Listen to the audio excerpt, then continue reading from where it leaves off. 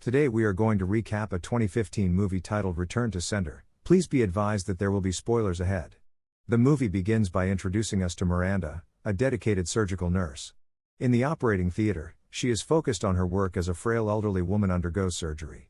Tragically, the woman does not survive the procedure, and Miranda solemnly disconnects the machines that had sustained her during the operation. As she processes the loss, she overhears the woman's son berating her for being lazy and failing to fight for her life. Despite the painful words, Miranda chooses to remain silent and steps outside to gather her thoughts. There, a friend approaches her with excitement, inquiring about the blind date she has planned. Yet, Miranda remains unresponsive, lost in her own turmoil. On her way home, Miranda makes a quick stop at the laundromat to collect her clothes. When asked to sign for the pickup, she hesitates. Her aversion to used items compels her to rummage through her handbag for her own pen, a small but telling preference for her personal belongings. Later, she dons the freshly cleaned dress and heads to her father's house, only to be unexpectedly attacked by his dog, which tears the fabric. Undeterred, Miranda wears the same dress to dinner with her father. During the meal, a sudden commotion arises as a man begins to choke on his food. Drawing upon her skills as a nurse, Miranda springs into action and saves his life, transforming an ordinary evening into a testament of her resilience and expertise. The next day, she visits a house that captivates her with its charm.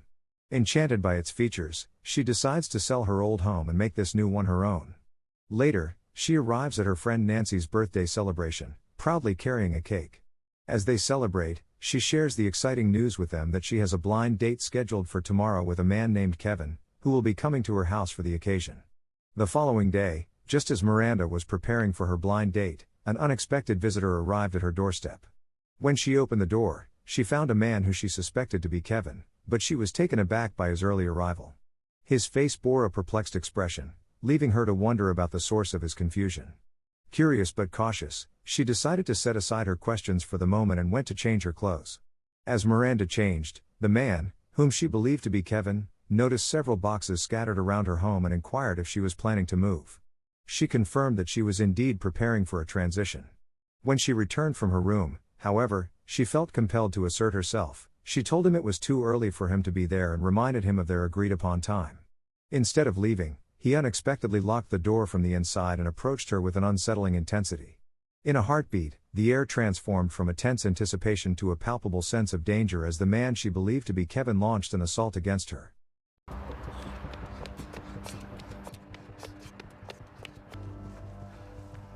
Following this harrowing incident, the real Kevin arrived at Miranda's home right on time for their blind date. This timing highlighted the unsettling truth that the man who had previously entered her residence, posing as Kevin, was an imposter. Upon walking in, Kevin was confronted with a scene that shattered his expectations. Miranda was in a deeply distressing state. Reacting swiftly, he called the police, and Miranda was soon taken to the hospital for urgent care.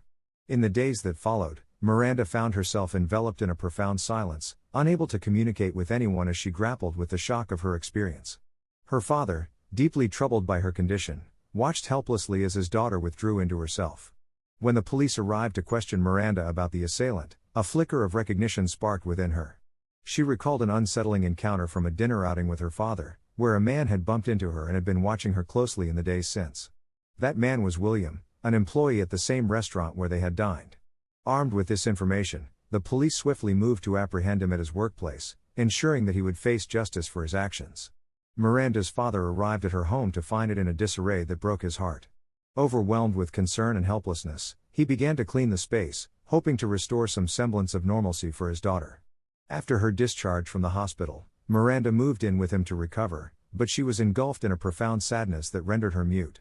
The weight of her trauma left her isolated. No one was willing to buy her house due to its dark history, preventing her from moving on to a new one. The shift in people's attitudes towards her was palpable. Only her father and a few loyal staff members offered kindness amidst the cold stares and whispered judgments. This pervasive loneliness took a toll on her ability to work at the hospital. Her hands trembled uncontrollably, making it difficult for her to administer shots with precision. Her seniors' constant reprimands only deepened her despair, compounding the challenges she faced in her recovery. The film shifts dramatically at this juncture, plunging Miranda into a night of deep contemplation. The following day, she musters the courage to send a heartfelt letter to William, now incarcerated, and a rush of excitement fills her as she drops it in the mailbox.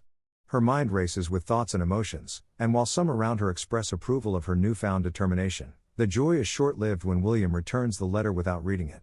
Undeterred, Miranda begins to write to him daily, pouring her heart onto the pages, only to receive each one back unread. In a bid for change, she decides to refurbish her house, seeking to reclaim her space and perhaps her identity. Yet, beneath this facade of renewal lies a darker curiosity. She starts administering a gradual poison to her father's dog, driven by an unsettling desire to discover just how many pills it would take to end the animal's life.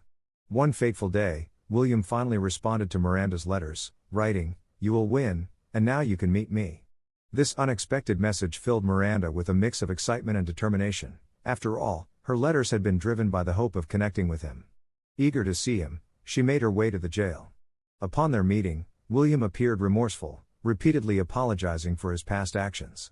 In contrast, Miranda spoke to him with warmth and kindness, as if nothing had transpired between them. They engaged in conversations about their lives, each sharing their stories and experiences. Inspired by their connection, Miranda returned to her father's home, where she began a sinister experiment, gradually administering poison to his dog. Meanwhile, she visited William frequently, always dressing impeccably to capture his attention. Her efforts bore fruit. William began to develop feelings for her. Simultaneously, Miranda feigned love for him, weaving a complex web of deception. Eventually, she withdrew her complaint against him, leading to William's release on bail. However, the dark consequence of her actions came to light when her father's beloved dog succumbed to the poison. Despite the dog's old age, it had been a cherished companion, and its loss devastated her father. With her experiment complete and her intentions now clear, Miranda prepared to turn her focus onto William, contemplating the next phase of her chilling plan.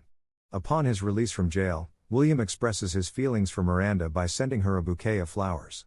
Their connection deepens as they engage in heartfelt phone conversations, culminating in a visit the very next day. During their lengthy discussion, Miranda asks William to help restore her house, symbolizing her desire to rebuild her life. She eagerly invites him to return the following day, hoping to strengthen their bond. However, fate intervenes when Miranda's father unexpectedly encounters William at his local shop while he is purchasing paint. Alarmed, he rushes to confront Miranda, furious that she is associating with the man who assaulted her.